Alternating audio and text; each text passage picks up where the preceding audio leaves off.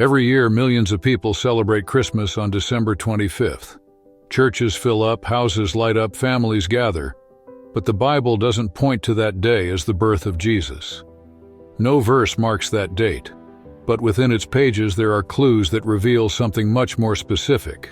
Temple schedules, shepherds watching their flocks at night, orders from Caesar, movements in the sky.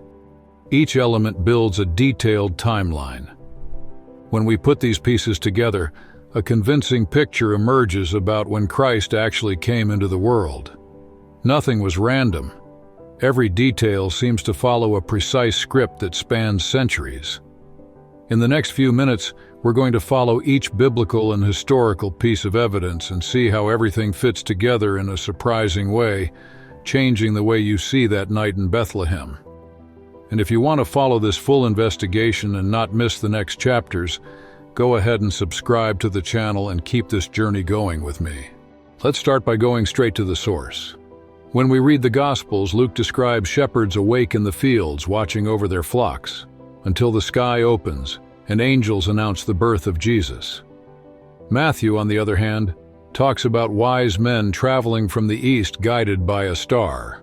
The two narratives complete each other, but neither of them mentions a month, much less a specific day. There's no December 25th in any verse. So how did that date end up becoming synonymous with Christmas? The answer appears after the events in Bethlehem. About 300 years after the death of Jesus, during the reign of Emperor Constantine, the Roman Empire already celebrated the birthday of the unconquered sun on December 25th, a festival connected to sun worship. As Christianity gained strength, church leaders decided to mark that same day as the celebration of Christ's birth. In this way, a pagan holiday was redefined as a Christian one and carried through the centuries. This doesn't make celebrating Christmas on that date wrong, but it raises a question for anyone who wants to understand the history behind the tradition. If the texts don't give the day, what do they offer? Instead of a ready-made calendar, they give us clues, a timeline, characters, defined intervals. And the decisive detail doesn't begin in Bethlehem or with Mary, but with another birth. To find out when Jesus was born, we first need to look at John the Baptist and at a priest named Zechariah in the temple on a day of service, without imagining that this routine would mark the beginning of a countdown that would change everything. The Gospel of Luke says that night there were shepherds living in the fields near Bethlehem, taking care of their flocks. At first glance, it seems like just scenery, but for anyone who knows the rhythm of ancient Israel, that detail raises a flag. Shepherds didn't spend nights outdoors during the winter. From November to February, the hills around Jerusalem were cold, rain was constant, and the wind cut through. In those weeks, the flock was taken to shelters, away from the elements. If in Luke 2 they were still sleeping outside, that points to a milder time of year, with bearable nights and enough pasture to feed the animals. Something between spring and early fall makes sense. Winter does not. But the point isn't just the season. Those fields around Bethlehem had a specific purpose. That's where lambs were raised for the sacrifices at the temple in Jerusalem. For years and years, priests climbed those very hills to choose animals without defect, whose blood would be shed on behalf of the people. It's in this setting that, on an ordinary night, the sky opens and angels speak to men used to the harsh routine of the fields.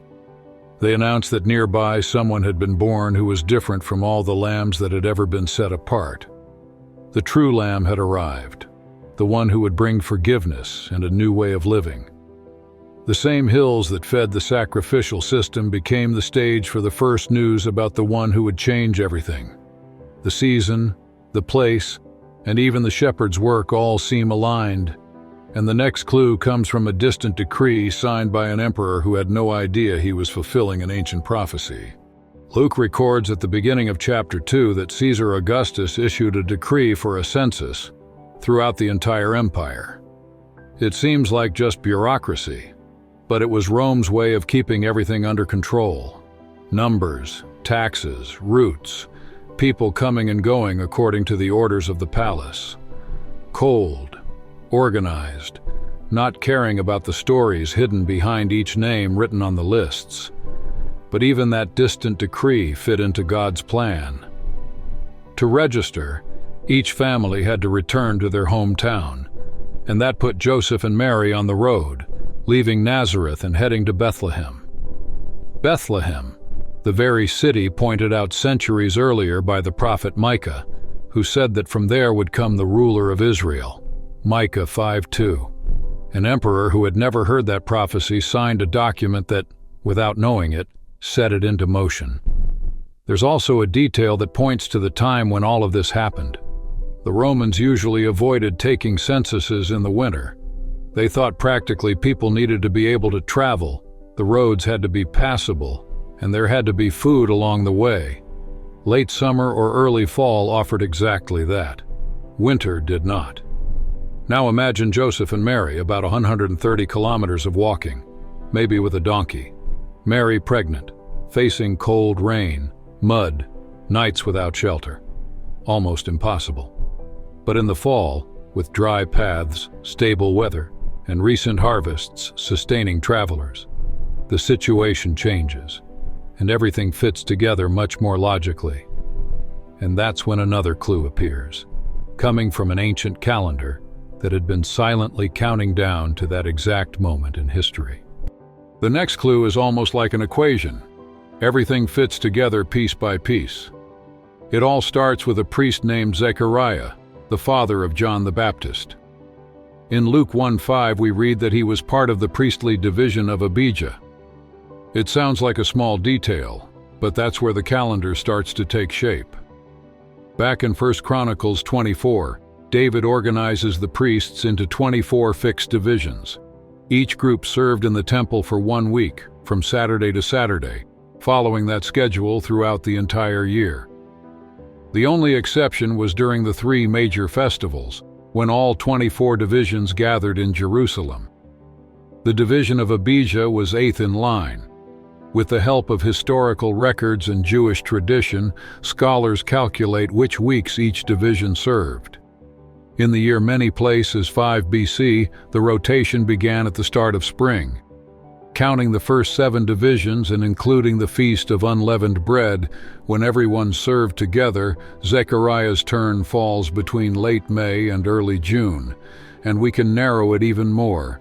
Right after Zechariah's regular week of service came Pentecost, another mandatory festival for all priests, which meant he would stay 2 weeks in a row serving in the temple. Luke shows us in great detail how God guided time leading up to the arrival of Jesus. It all begins with Zechariah, a priest from the division of Abijah, serving in the temple in Jerusalem. While he was burning incense in the holy place, during one of the service weeks between late May and early June of 5th BC, the angel Gabriel appeared with an unexpected announcement. Elizabeth, his elderly and barren wife, would have a son. After his days of service were over, Zechariah went back home, and shortly after, Elizabeth conceived. From this point on, the timeline starts to become clear. Counting about 40 weeks from mid-June, we arrive at the birth of John the Baptist between late March and early April of 4th BC. Luke also records that in the 6th month of Elizabeth's pregnancy, the same angel Gabriel was sent to Nazareth to speak to Mary. That puts us around December of 5 BC, when Mary conceived Jesus through the work of the Holy Spirit.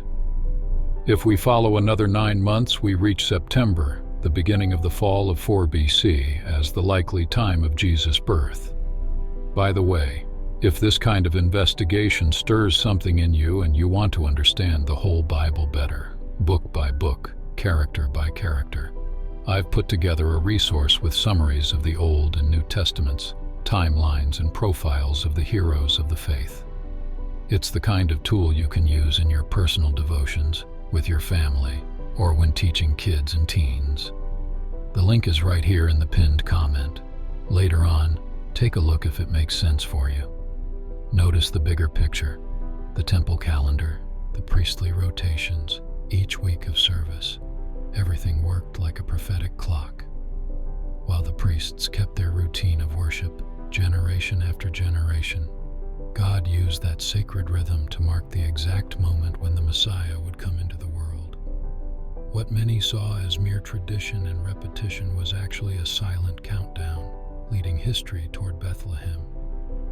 In the midst of prayers, incense, and songs, heaven was preparing signs that would be noticed by travelers from distant lands, guiding them step by step to the place where the Son of God was born, at a time that wasn't chosen at random, but carefully aligned with the eternal plan recorded in the pages of Scripture.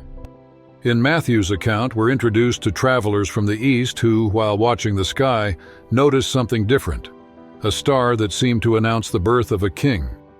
For centuries, the question remained, what star was this? Was it just a symbolic sign, or something science could pinpoint with precision? Modern astronomy points to a remarkable phenomenon. In the year 7 BC, Jupiter, seen by the ancients as the planet of kings, moved close to Saturn, which was associated with the Jewish people, in a rare sequence of alignments. Over several months, the two appeared to meet 3 times in the night sky, creating a striking point of light in the constellation Pisces, which astrologers linked to the land of Israel. For Magi, used to interpreting celestial signs and familiar with ancient prophecies, this combination carried a clear message. A king of the Jews had arisen in Israel. This spectacle happened between September and December of 7th BC, peaking in September, offering for months a glowing map that led travelers from Babylon or Persia westward toward Judea. When these men arrived in Jerusalem asking, "Where is the newborn king of the Jews?" the birth had already happened. The star not only indicated the time, it served as a silent witness. Even today, astronomers can reconstruct this scene and confirm that the sky itself echoed what the prophets had announced. From Bethlehem would come a ruler who would be sought by many nations. God didn't limit himself to speaking through written words.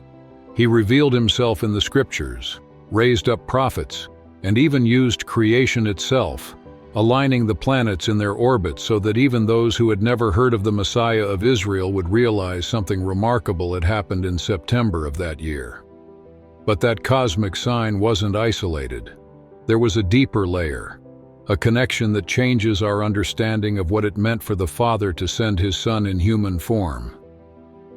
This is where the biblical festivals of Israel come in, ready to shine light on this moment with even richer meaning.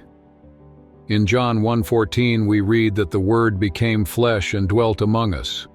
We saw his glory, glory as of the Father's one and only Son, full of grace and truth.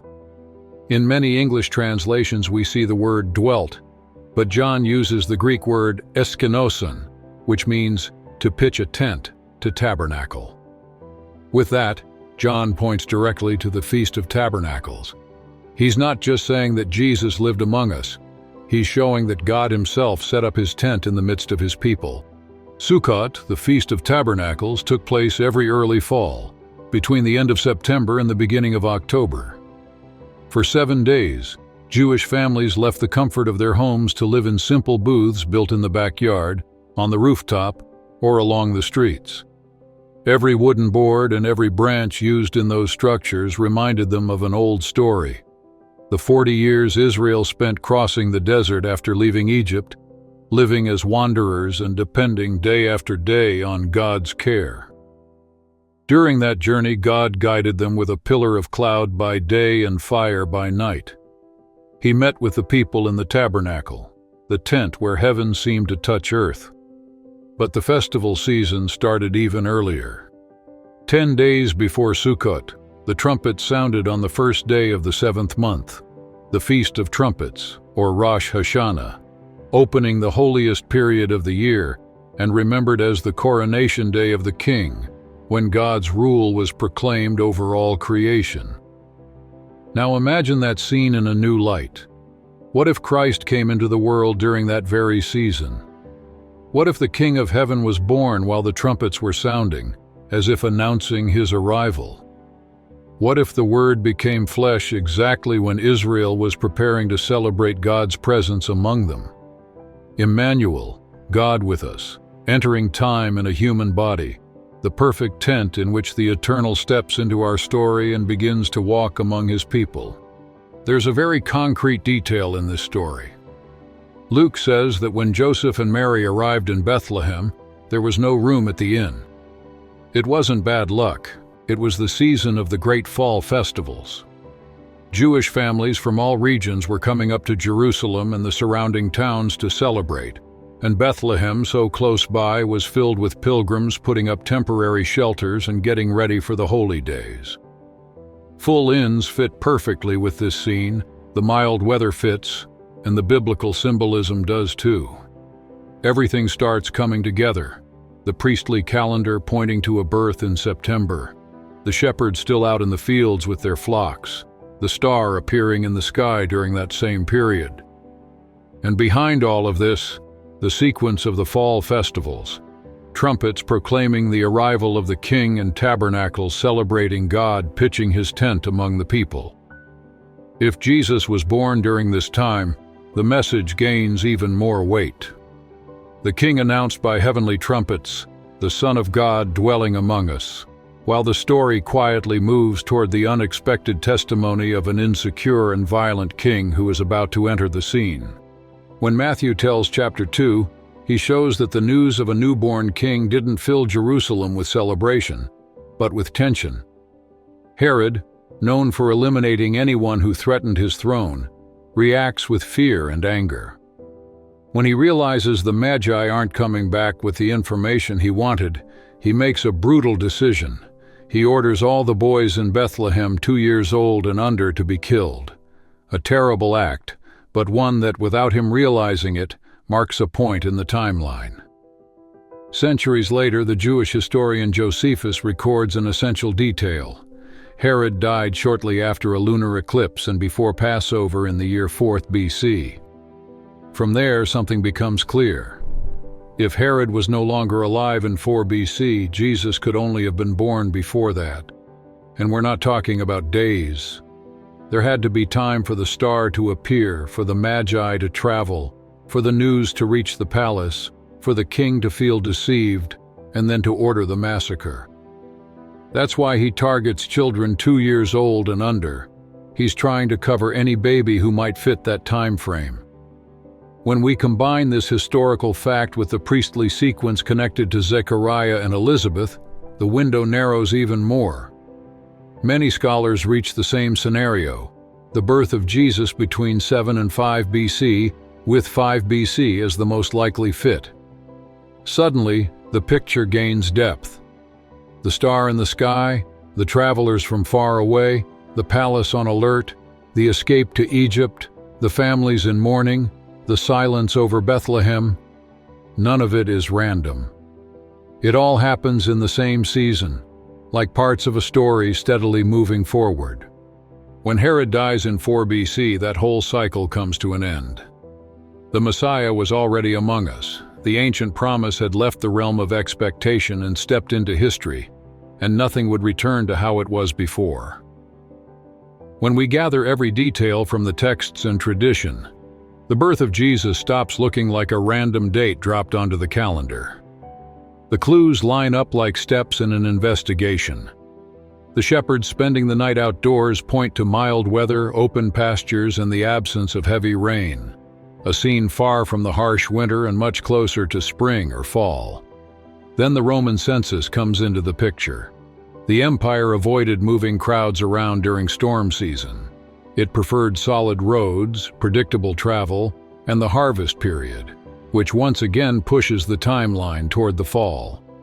The temple calendar reinforces this picture. Zechariah's priestly division serves at the end of spring. Elizabeth conceives shortly after. 6 months later, Mary receives Gabriel's visit. And 9 months after that, Jesus is born, placing his birth in early fall of 4 BC. Even astronomy lines up with this sequence. Jupiter and Saturn rise together in the skies of the region in 7 BC, signaling the arrival of a Jewish king to observers in the east and giving them months to prepare. And then the Feast of Tabernacles, families in tents and the memory of the God who dwells among his people, starts to shine with new meaning in the middle of this story. When we put all the pieces together, the narrative becomes clear. John's accounts of the Word becoming flesh line up with history: Herod's death, Roman records, the priestly rotations, the climate in Bethlehem, even the signs in the sky. Nothing is random. Everything converges on the same point in time: early fall, most likely September of 4 BC. From there, the rest of Jesus' life fits as well. If he was born during this period and began his ministry around age 30, with a ministry lasting about 3.5 years and ending at Passover, that leads us to a crucifixion in AD 30 or 31. The dates line up with the precision of prophecy. It's not just chronology, it's a storyline drawn with intention. We then realize this isn't just a debate about dates. What emerges is a pattern, a mark of divine intention imprinted on every stage of Christ's coming. In the temple rotations, in the decisions of rulers, in Israel's festivals, in the path of the planets, in the shepherds' daily routines. Heaven and earth moved in sync with a plan set before time began. The evidence allows us to trace this design clearly. It shows how in September of 4th BC, during a season full of meaning for Israel, everything was ready. The trumpets called the people, the nation prepared to celebrate God's presence among them. And then the Word stepped into history, living among us. Meanwhile, the Christian faith learned to mark this mystery on a calendar. Communities, contexts, political disputes, and church decisions shaped the collective memory. The date became a symbol, a yearly meeting point to return to the manger and to the incarnation. But if everything points to this fall moment in 4 BC, then the question arises: how did December 25 become, over the centuries, the date the world chose to remember the birth of Jesus? In the early centuries, Christians weren't obsessed with figuring out the exact day Jesus was born.